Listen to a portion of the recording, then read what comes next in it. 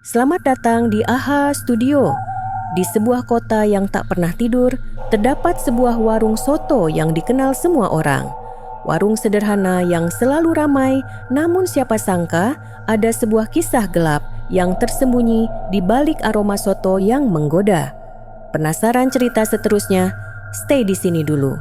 Jangan lupa matikan tombol subscribe dan aktifkan lonceng biar tidak ketinggalan video selanjutnya. Pak Dharma adalah seorang pria paruh baya yang hidup dalam kesulitan di tengah kota besar. Ia tinggal di rumah kontrakan sempit bersama istri dan 2 anaknya. Setiap hari, ia menjual soto keliling dengan gerobak kecil. Namun, penghasilannya nyaris tidak cukup untuk memenuhi kebutuhan keluarganya. Hari-harinya dipenuhi dengan kerja keras, tetapi apapun yang ia lakukan seolah tak pernah cukup. Anak-anaknya sering tidur dalam keadaan lapar, sementara tagihan listrik dan kontrakan terus menumpuk. Malam-malamnya dihabiskan dengan kegelisahan, memikirkan bagaimana ia bisa membawa keluarganya keluar dari kemiskinan.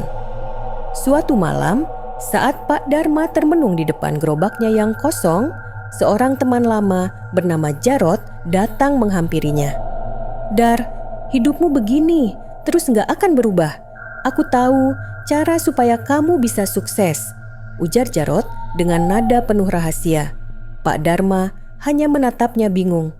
"Cara apa, Rot? Aku sudah coba semuanya." Jarot tersenyum tipis. "Ada jalan pintas, tapi nggak semua orang berani melakukannya. Kalau kamu mau, aku bisa kenalkan kamu sama seseorang." Malam itu, Jarot menceritakan tentang seorang dukun di pinggiran kota yang mampu memberikan jalan keluar bagi mereka yang terjebak dalam kesulitan ekonomi. Awalnya, Pak Dharma hanya mendengarkan dengan skeptis. Namun, semakin hari, rasa frustasi dan tekanan hidup membuat ia mempertimbangkan tawaran itu. 1 minggu kemudian, Pak Dharma akhirnya menemui dukun tersebut.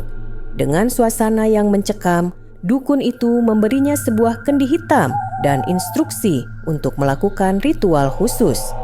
"Kendi ini adalah kunci rezekimu," kata dukun itu. "Tapi ingat, ada syarat yang harus kamu penuhi. Jangan sampai melanggar, atau risikonya akan sangat besar." Meski dengan rasa takut, Pak Dharma memulai usahanya dengan membuka warung soto kecil di sudut kota. Awalnya, sotonya hanya berbahan sederhana, tetapi secara ajaib pelanggan mulai berdatangan. Dalam waktu singkat, warungnya menjadi sangat populer, bahkan dipadati antrean setiap hari. Namun, di balik kesuksesannya, Pak Dharma menyadari bahwa ritual yang harus ia lakukan semakin lama semakin berat. Ia mulai dihantui mimpi-mimpi buruk dan kendi hitam itu seolah hidup menuntut lebih banyak darinya. Warung soto Pak Dharma semakin hari semakin ramai. Dalam waktu singkat, ia mampu menyewa lokasi yang lebih besar, membeli bahan baku berkualitas, bahkan menyewa beberapa karyawan untuk membantu. Kehidupannya berubah drastis. Anak-anaknya tak lagi kelaparan dan istrinya kini bisa tersenyum lepas. Namun, hanya Pak Dharma yang tahu bahwa semua itu tidak datang tanpa harga. Setiap malam Jumat, ia harus melakukan ritual khusus di depan kendi hitam yang disimpan di dapur rumahnya. Ritual itu melibatkan pembakaran kemenyan, mantra-mantra yang diberikan oleh sang dukun, dan sebuah persembahan. Awalnya, persembahan itu hanya berupa hewan kecil seperti ayam atau burung. Namun, semakin besar kesuksesan yang ia raih, tuntutan kendi itu pun semakin besar. Pak Dharma mulai merasa takut, tetapi ia tak berani berhenti. Ia tahu melanggar perjanjian dengan makhluk yang bersemayam di dalam kendi itu akan membawa konsekuensi mengerikan. Kehidupan Pak Dharma mulai berubah menjadi mimpi buruk. Ia sering terbangun di tengah malam mendengar suara bisikan dari kendi hitam tersebut. Kadang-kadang ia melihat bayangan hitam melintas di dapurnya. Tubuhnya pun mulai melemah, seolah-olah energi hidupnya perlahan terkuras. Sementara itu, pelanggan warung sotonya mulai mengalami hal-hal aneh. Beberapa pelanggan mengaku bermimpi buruk setelah makan di sana. Mimpi tentang sosok hitam yang menatap mereka dengan mata merah menyala. Beberapa lainnya bahkan mengalami kecelakaan misterius setelah keluar dari warung Pak Dharma. Meski begitu, warung itu tetap ramai, seolah ada sesuatu yang membuat orang-orang tidak bisa berhenti kembali. Suatu malam, saat Pak Dharma hendak melakukan ritual, ia mendapati kendi hitam itu mengeluarkan suara aneh, seperti seseorang yang tertawa pelan. Tubuhnya bergetar ketakutan dan ia tahu bahwa ada sesuatu yang berubah. Kendi itu kini menuntut sesuatu yang lebih besar, persembahan manusia. Pak Dharma terkejut dan mencoba menolak. Namun, setiap kali ia mengabaikan ritual itu, keanehan mulai terjadi di sekitarnya. Anak bungsunya tiba-tiba jatuh sakit tanpa sebab yang jelas. Peralatan dapur di rumahnya bergerak sendiri dan pelanggan di warungnya mulai bertingkah aneh. Ia kembali menemui Jarot untuk meminta bantuan, namun Jarot hanya menggeleng. "Aku sudah bilang, Dar, kalau kamu masuk ke jalan ini, gak ada jalan keluar. Kamu harus pilih, lanjutkan atau hadapi akibatnya." Pak Dharma merasa terjebak. Ia tak ingin kehilangan keluarganya, tetapi ia juga tak sanggup lagi memenuhi tuntutan kendi hitam itu. Akhirnya, ia memutuskan untuk melakukan hal yang tak pernah ia bayangkan sebelumnya, menghancurkan kendi tersebut. Dengan keberanian yang tersisa, ia mengambil palu besar dan menghantam kendi hitam itu dengan sekuat tenaga. Namun, alih-alih pecah, kendi itu justru mengeluarkan suara jeritan mengerikan, seolah-olah ada sesuatu yang hidup di dalamnya. Jeritan itu menggema di seluruh rumah, membuat Pak Dharma dan keluarganya terdiam ketakutan. Pak Dharma memandangi kendi hitam itu dengan tubuh gemetar. Suara jeritan yang keluar darinya semakin kencang hingga membuat dinding rumahnya bergetar. Ia tahu ini adalah puncak dari perjanjiannya yang kelam. Dengan tangan gemetar, ia mencoba menghantam kendi itu sekali lagi. Tetapi tiba-tiba lampu rumahnya padam. Dalam kegelapan, terdengar suara berat yang bergema di seluruh ruangan. "Kau berani melanggar perjanjian, Dharma?" Suara itu berkata dengan nada dingin yang membuat darahnya membeku. Pak Dharma jatuh berlutut, tubuhnya lemas. Aku tidak sanggup lagi. Tolong, bebaskan aku dari semua ini," pintanya dengan suara lirih. Namun, makhluk yang bersemayam dalam kendi itu tertawa. "Kau sudah menikmati hasilnya dan sekarang kau ingin lari? Tak semudah itu, Dharma. Kau tahu apa yang harus kau bayar." Tiba-tiba, bayangan hitam besar muncul dari kendi tersebut, memenuhi ruangan dengan aura mencekam. Sosok itu memiliki mata merah menyala dan tubuhnya terlihat seperti asap pekat yang bergerak tanpa henti. Istri dan anak-anak Pak Dharma yang mendengar keributan di dapur berlari masuk, tetapi mereka langsung terhenti ketika melihat sosok itu. Makhluk itu menunjuk ke arah Pak Dharma. "Jika kau tidak memberikan apa yang kuinginkan, aku akan mengambil semuanya darimu." Pak Dharma menangis ketakutan. "Ambil saja nyawaku, jangan sentuh keluargaku, kumohon." Makhluk itu tertawa lebih keras. "Nyawamu tak cukup untuk membayar utangmu, Dharma. Tapi baiklah, aku akan mengambilmu bersama seluruh keberuntungan yang pernah kuberikan." Dalam sekejap, makhluk itu melompat ke arah Pak Dharma. Ia berteriak, tetapi tubuhnya segera diselimuti bayangan hitam itu. Istrinya mencoba mendekat, tetapi ia terpental seolah-olah ada dinding tak kasat mata yang melindungi makhluk tersebut. Ketika bayangan itu menghilang, Pak Dharma sudah tak lagi bernapas. Tubuhnya tergeletak di lantai dengan mata terbuka lebar, seolah menunjukkan ketakutan terakhirnya. Anehnya, kendi hitam itu juga telah lenyap. meninggalkan hanya abu hitam di tempatnya. Keesokan harinya, kabar tentang kematian Pak Darma menyebar dengan cepat. Warung sotonya ditutup selamanya dan keluarga Pak Darma memilih meninggalkan kota. Mereka tidak pernah kembali, meninggalkan rumah yang kini dikenal sebagai tempat angker. Warga sekitar yang penasaran mencoba mendatangi bekas warung soto tersebut, tetapi banyak yang mengaku mendengar suara langkah kaki atau bau kemenyan yang tiba-tiba muncul.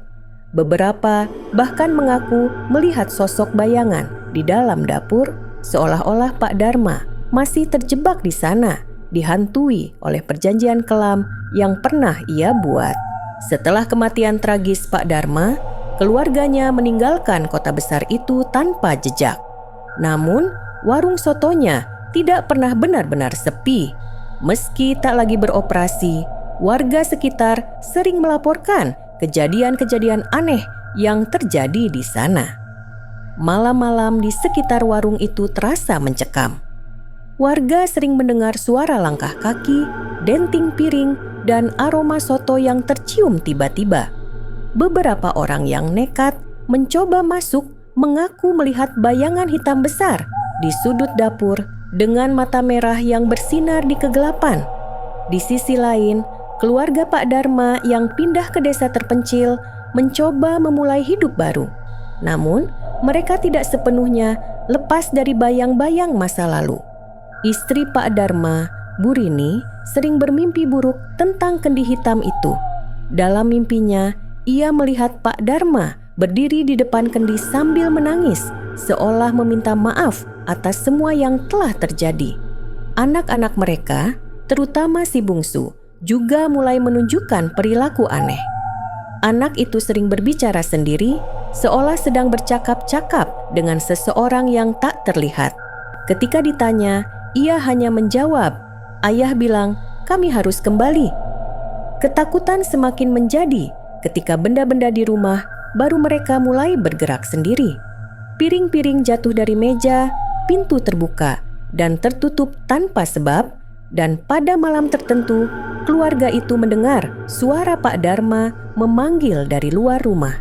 Merasa putus asa, Bu Rini akhirnya memutuskan untuk kembali menemui Jarot. Jarot yang kini hidup menyendiri menatapnya dengan tatapan penuh rasa bersalah. "Aku sudah bilang, Rini, jalan yang diambil Darma bukan jalan biasa. Kalau ingin menyelesaikannya, kau harus kembali ke tempat semuanya dimulai." Dengan berat hati, Bu Rini membawa anak-anaknya kembali ke warung lama mereka. Saat mereka tiba, malam itu terasa sangat sunyi, bahkan suara angin pun tak terdengar. Di dalam warung, Bu Rini menemukan abu hitam bekas kendi itu masih berserakan di lantai dapur.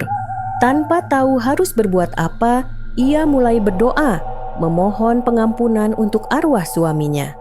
Tiba-tiba, bayangan hitam besar muncul di depan mereka. Makhluk itu berbicara dengan suara yang berat dan dingin. Darma sudah membayar utangnya, tapi jejaknya tak akan pernah hilang. Kalian adalah bagian dari warisan yang ia tinggalkan. Bu Rini menangis dan memohon, "Kami tidak tahu apa-apa. Biarkan kami pergi. Kami hanya ingin hidup tenang." Makhluk itu tertawa keras. "Mungkin kalian bisa pergi, tapi rasa lapar ini akan terus memanggil kalian kembali." Dalam sekejap, makhluk itu lenyap. Namun, aroma soto yang tajam langsung memenuhi ruangan. Bu Rini dan anak-anaknya segera berlari keluar, meninggalkan warung itu untuk terakhir kalinya. Sejak saat itu, tak ada lagi yang berani mendekati warung tersebut. Bangunannya perlahan-lahan runtuh, tetapi setiap kali seseorang melintas di sana, aroma soto yang menggoda masih tercium, seolah mengundang mereka untuk kembali mencicipi kelezatan yang menyimpan kutukan. Setelah kepergian keluarga Pak Darma, kabar tentang warung soto angker itu menyebar ke seluruh kota. Namun, alih-alih menjauh, beberapa orang justru tertarik untuk membuktikan cerita-cerita tersebut. Seorang pria bernama Arman seorang vlogger terkenal yang gemar mengeksplorasi tempat-tempat mistis, memutuskan untuk datang ke sana dan merekam pengalaman langsung di dalam warung itu. Arman tiba di malam hari, membawa kamera dan peralatan lengkap. Saat melangkah masuk ke dalam warung yang sudah lama ditinggalkan, suasana mencekam langsung menyelimutinya. Bau soto yang menguar di udara terasa nyata, meskipun tidak ada tanda-tanda kehidupan di sana. Ketika Arman mulai merekam, ia mendengar suara langkah kaki di dapur, meskipun ia yakin tidak ada orang lain di sana. "Halo, ada orang di sini?" tanyanya dengan suara bergetar. Tak ada jawaban, tetapi tiba-tiba kamera yang ia pegang mati mendadak. Ketika ia menyalakannya kembali, layar kamera menampilkan sosok bayangan hitam dengan mata merah menyala berdiri di belakangnya. Arman berbalik dengan cepat, tetapi sosok itu sudah menghilang. Merasa ketakutan, ia segera keluar dari warung, tetapi pengalaman itu meninggalkan bekas mendalam. Beberapa hari setelah kunjungannya, Arman mulai mengalami kejadian-kejadian aneh. Ia bermimpi buruk tentang kendi hitam dan sosok yang terus membisikkan kata-kata tak jelas. Dalam tidurnya, ia sering merasa dicekik dan tubuhnya menjadi lemah. Yang lebih mengerikan, Arman mulai memiliki dorongan tak tertahankan untuk kembali ke warung itu. Meskipun ia tahu risikonya, sesuatu di dalam dirinya terus memanggil, seolah-olah ada rasa lapar yang tak bisa ia abaikan. Di sisi lain, keluarga Pak Dharma yang tinggal jauh dari kota masih dihantui oleh bayangan masa lalu. Anak bungsu mereka yang dulu berbicara sendiri kini semakin sering menunjukkan perilaku ganjil. Ia mulai menggambar kendi hitam di setiap sudut rumah, menggunakan apa saja yang bisa ia temukan, pensil, kapur, bahkan tanah. Suatu malam, Bu Rini mendapati anak itu berdiri di luar rumah, menghadap ke arah kota besar tempat warung mereka dulu berada. "Ibu," katanya dengan suara yang berbeda. "Ayah bilang kami harus pulang. Dia menunggu." Bu Rini merasa putus asa. Ia tahu kutukan dari kendi hitam itu tidak akan berhenti hanya dengan meninggalkan warung tersebut.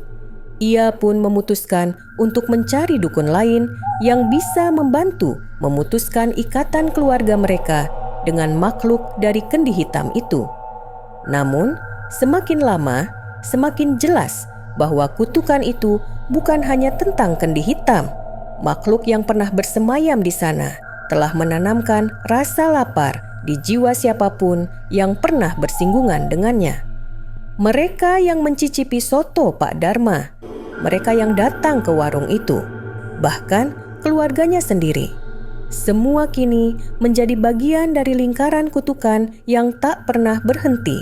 Bu Rini akhirnya menemukan seorang dukun tua bernama Pak Wiryo yang tinggal di desa terpencil dan dikenal sebagai ahli dalam menghadapi kekuatan gelap. Dengan membawa anak-anaknya, Bu Rini memohon bantuan kepada Pak Wiryo untuk memutuskan kutukan yang telah menghantui keluarganya. Pak Wiryo mendengarkan cerita Bu Rini dengan seksama, wajahnya berubah serius. "Kutukan ini bukan kutukan biasa," katanya. "Makhluk yang terikat pada kendi itu adalah penjaga rasa lapar. Siapapun yang bersentuhan dengannya akan dirasuki oleh nafsu yang tak terpuaskan. Memutuskannya tidak mudah, tapi ada cara." Pak Wiryo menjelaskan bahwa mereka harus kembali ke lokasi warung, membawa benda-benda pribadi milik Pak Dharma, dan melakukan sebuah ritual pemurnian. Namun, ada risiko besar. Jika ritual gagal, makhluk itu akan menjadi lebih kuat dan bisa membawa jiwa siapapun yang terlibat. Meski takut, Bu Rini tahu ini adalah satu-satunya cara untuk menyelamatkan keluarganya. Dengan membawa beberapa barang milik Pak Dharma, baju terakhir yang ia kenakan, buku catatan kecil yang ia gunakan untuk mencatat pendapatan, dan potongan gerobak tua yang dulu ia gunakan untuk menjual gorengan. Mereka kembali ke kota besar menuju warung soto yang kini semakin hancur. Malam itu, di bawah bulan purnama, ritual dimulai. Pak Wiryo menyiapkan lingkaran perlindungan dengan garam dan kemenyan. Sementara ia membaca mantra untuk memanggil makhluk dari kendi hitam itu. Burini dan anak-anaknya berdiri di tengah lingkaran, memegang erat barang-barang milik Pak Dharma. Awalnya, suasana terasa sunyi, namun perlahan udara menjadi berat dan aroma soto yang tajam kembali memenuhi ruangan. Tiba-tiba, bayangan hitam besar muncul di sudut ruangan. Mata merahnya menyala dengan penuh amarah. "Beraninya kalian memanggilku?" Makhluk itu mengaum. Suaranya menggema di seluruh ruangan. Pak Wiryo tetap tenang, melanjutkan mantranya tanpa henti. Namun, makhluk itu mulai mendekati lingkaran perlindungan, mencoba menembusnya. Anak-anak Burini menangis ketakutan, sementara Burini memeluk mereka erat-erat. Pak Wiryo kemudian melemparkan barang-barang milik Pak Dharma ke tengah lingkaran. "Kau telah mengambil jiwa Dharma. Kini kami mengembalikan semua yang ia tinggalkan. Bebaskan keluarganya," seru Pak Wiryo. Makhluk itu tertawa dingin. "Tidak ada yang bisa memutuskan rasa lapar ini. Mereka adalah bagian dariku sekarang." Namun, saat itu juga Pak Wiryo mengambil kendi tua yang ia bawa, sebuah replika dari kendi hitam yang telah dihancurkan. Ia memasukkan. Burini akhirnya menemukan seorang dukun tua bernama Pak Wiryo yang tinggal di desa terpencil dan dikenal sebagai ahli dalam menghadapi kekuatan gelap. Dengan membawa anak-anaknya, Burini memohon bantuan kepada Pak Wiryo untuk memutuskan kutukan yang telah menghantui keluarganya. Pak Wiryo mendengarkan cerita Burini dengan seksama. Wajahnya berubah serius. "Kutukan ini bukan kutukan biasa," katanya. "Makhluk yang terikat pada kendi itu adalah penjaga rasa lapar. Siapapun yang bersentuhan dengannya akan dirasuki oleh nafsu yang tak terpuaskan. Memutuskannya tidak mudah, tapi ada cara." Pak Wiryo menjelaskan bahwa mereka harus kembali ke lokasi warung, membawa benda-benda pribadi milik Pak Dharma, dan melakukan sebuah ritual pemurnian. Namun, ada risiko besar. Jika ritual gagal, makhluk itu akan menjadi lebih kuat dan bisa membawa jiwa siapapun yang terlibat. Meski takut, Burini tahu ini adalah satu-satunya cara untuk menyelamatkan keluarganya. Dengan membawa beberapa barang milik Pak Dharma, baju terakhir yang ia kenakan, buku catatan kecil yang ia gunakan untuk mencatat pendapatan, dan potongan gerobak tua yang dulu ia gunakan untuk menjual gorengan, mereka kembali ke kota besar menuju warung soto yang kini semakin hancur. Malam itu, di bawah bulan purnama, ritual dimulai. Pak Wiryo menyiapkan lingkaran perlindungan dengan garam dan kemenyan, sementara ia membaca mantra untuk memanggil makhluk dari kendi hitam itu. Burini dan anak-anaknya berdiri di tengah lingkaran, memegang erat barang-barang milik Pak Dharma. Awalnya, suasana terasa sunyi. Namun, perlahan udara menjadi berat dan aroma soto yang tajam kembali memenuhi ruangan. Tiba-tiba, bayangan hitam besar muncul di sudut ruangan. Mata merahnya menyala dengan penuh amarah. "Beraninya kalian memanggilku?" Makhluk itu mengaum. Suaranya menggema di seluruh ruangan. Pak Wiryo tetap tenang, melanjutkan mantranya tanpa henti. Namun, makhluk itu mulai mendekati lingkaran perlindungan, mencoba menembusnya. Anak-anak Burini menangis ketakutan, sementara Burini memeluk mereka erat-erat. Pak Wiryo kemudian melemparkan barang-barang milik Pak Dharma ke tengah lingkaran. "Kau telah mengambil jiwa Dharma, kini kami mengembalikan semua yang ia tinggalkan. Bebaskan keluarganya," seru Pak Wiryo. Makhluk itu tertawa dingin. "Tidak ada yang bisa memutuskan rasa lapar ini. Mereka adalah bagian dariku sekarang." Namun, saat itu juga Pak Wiryo mengambil kendi tua yang ia bawa. sebuah replika dari kendi hitam yang telah dihancurkan. Tamat. Sekian, terima kasih telah mendengarkan cerita-cerita yang kami bacakan. Jangan lupa padamkan tombol subscribe dan bel biar tidak ketinggalan video selanjutnya.